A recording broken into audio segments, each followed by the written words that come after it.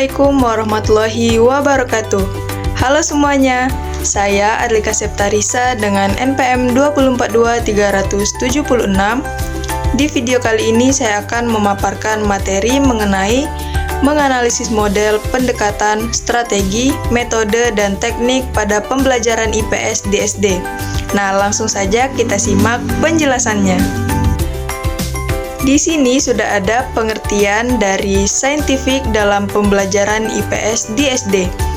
Pendekatan saintifik dalam pembelajaran adalah proses pembelajaran yang dirancang agar peserta didik aktif membangun konsep, hukum, atau prinsip melalui tahapan-tahapan ilmiah seperti mengamati, merumuskan masalah, mengajukan hipotesis, mengumpulkan data, atau menganalisis data, menarik kesimpulan, dan mengkomunikasikan hasilnya.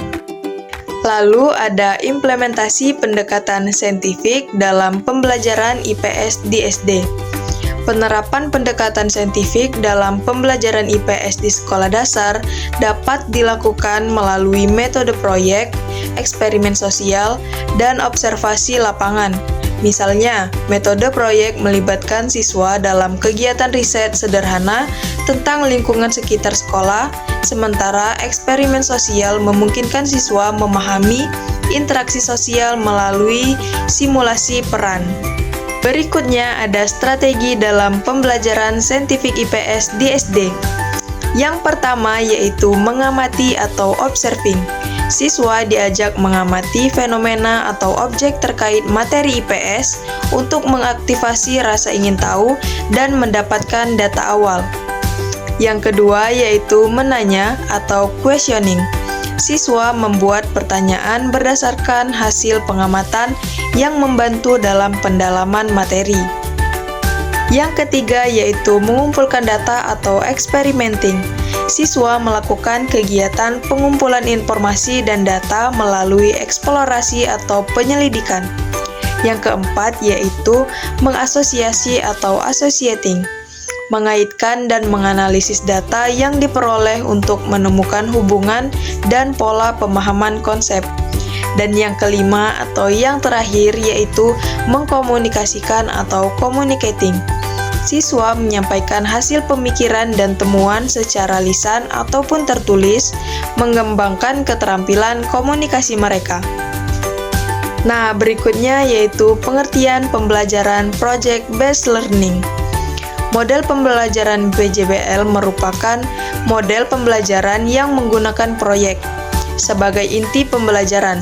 Dalam setiap kegiatan yang dilakukan siswa akan mendapat pengalaman secara langsung dan nantinya dapat meningkatkan kreativitas serta pemahaman konsep anak.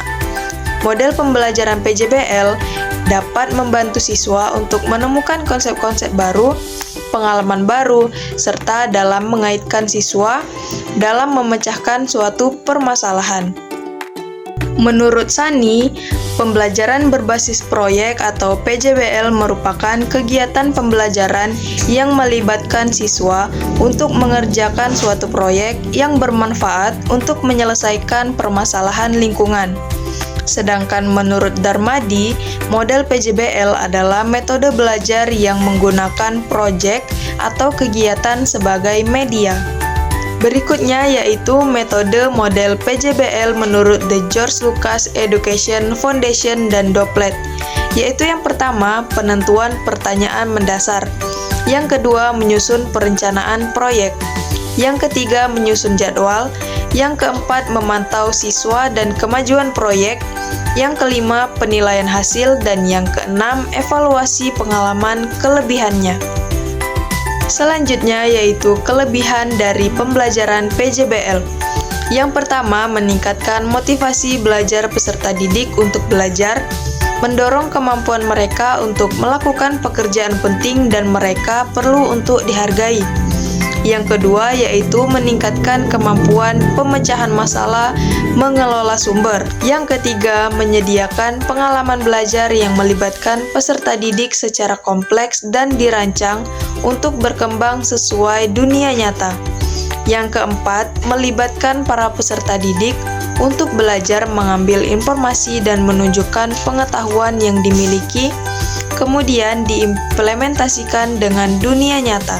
Dan yang kelima yaitu membuat suasana belajar menjadi menyenangkan, sehingga peserta didik maupun pendidik menikmati proses pembelajaran.